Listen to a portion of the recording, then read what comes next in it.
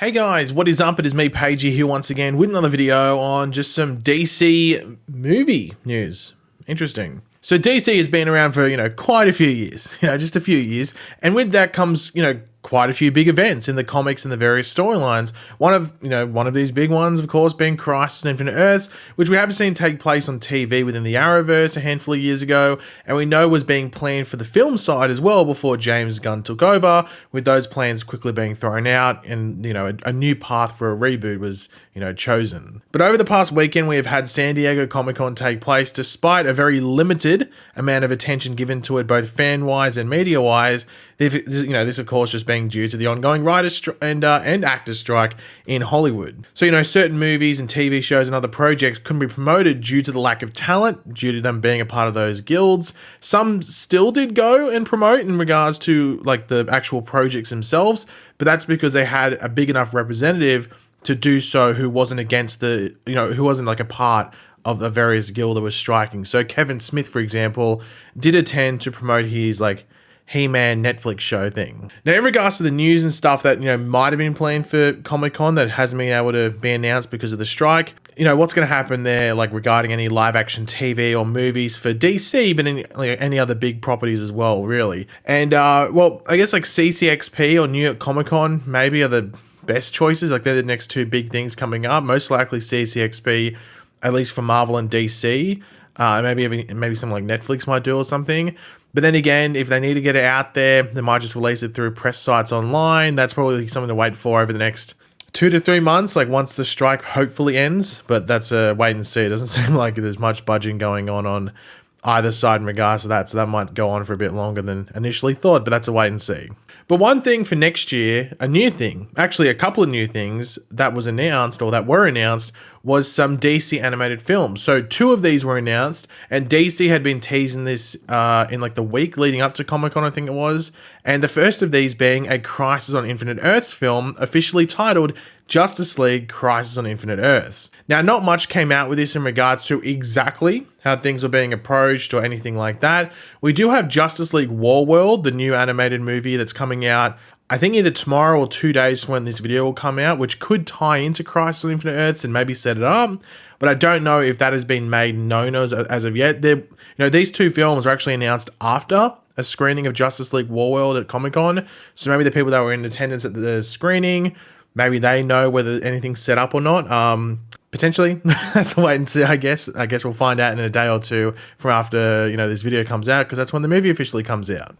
Now, one big thing with this Crisis on Infinite Earths movie that has a lot of people questioning things is that the DC animated movies or films, that we've had in the past aren't that long. And this isn't said that it's going to be a 2-parter or anything like that. It just sounds like it's going to be one singular film. So let's just say that this Crisis film is 90 minutes roughly in length. Is that long enough to do Crisis on Infinite Earths? And a lot of people probably say, no, you need, a 2 or 3-parter. But I think the simple answer is yes. I mean, Crisis on Infinite Earths is very basic. It's pretty much just a very spring cleaning crossover sort of thing with a general concept of all these worlds being destroyed at the hands of the Anti-Monitor and stuff like that.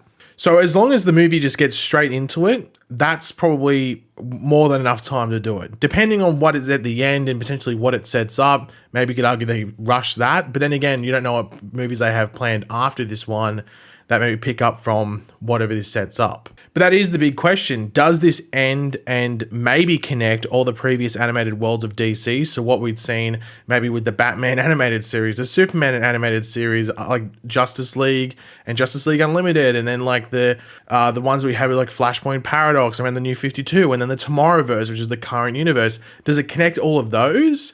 And then you have the different voice actors voicing their different characters and stuff like that. And then maybe it ends all these where all the animated movies after this point are connected to what James Gunn is doing with DC Studios. Once again, it isn't necessarily made 100% clear, at least from what's been made available online outside of the panel. So that could be the case. A lot of people think that might be what could be happening. Or the most likely choice, I think, is that it's just a complete fresh reboot for whatever they will be doing going forward with the DC animated movies, and it will not be connected to what James Gunn is planning. Because the big thing is that if that's the case, I mean, a lot of the DC animated movies going forward after that, if they have to be connected to James Gunn, will probably be really small ones, or maybe a really massive one that they feel would be too expensive to do on a movie. But nowadays they can do all those massive things. So I have a feeling they'll still keep it disconnected just so you can have a bit of variety. And that to me, at the very least, seems a smart way to go.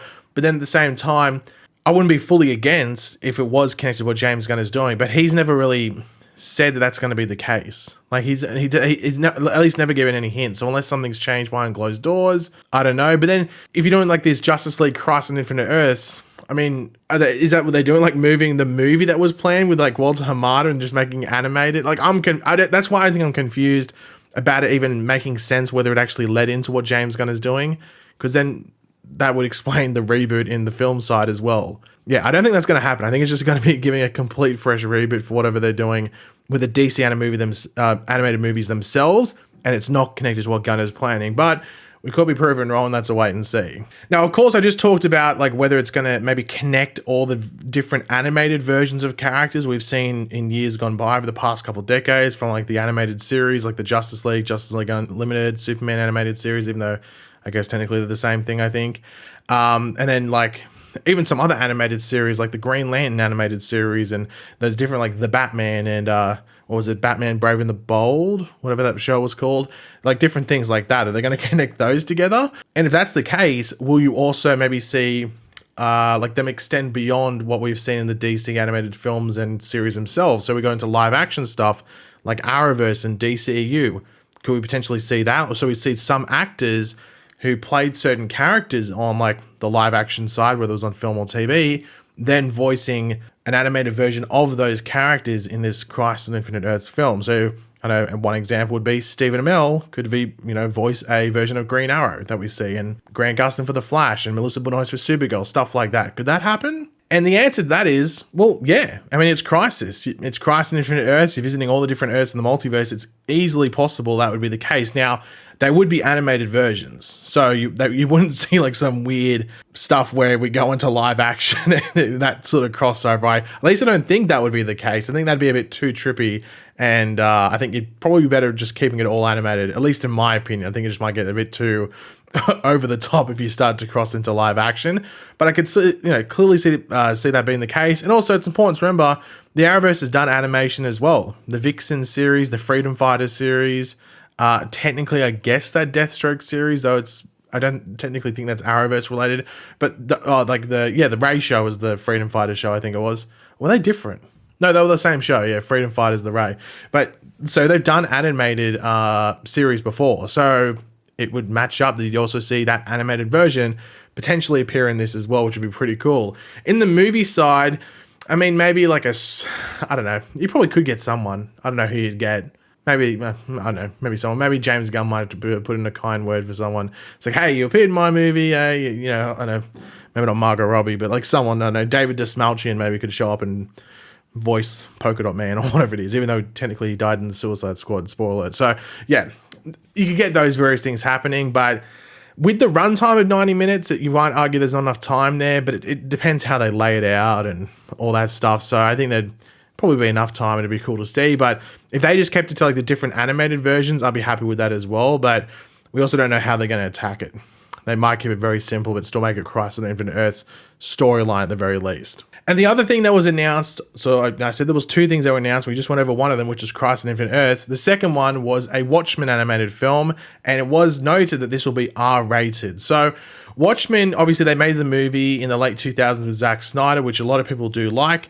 It tries to be very, very, very faithful to the graphic novel, but it also sort of does fall apart at the same time just because it's different mediums and stuff, but it's probably one of Snyder's more stronger movies. So it will be very interesting to see what the animated version is like. Once again, what's the length? Is it going to be just like basically a motion comic? Because that's the thing, is like Snyder pretty much made like a live action motion comic for the most part while changing some certain things around.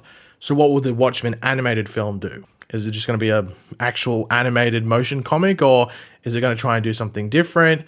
I think Red Sun, from memory, the DC animated Red Sun movie was very, very, very much like the comic, if not exactly the same. So they might be doing the same thing like that, but I can't remember if that was well received. I think I've watched that. I think I know I've watched that.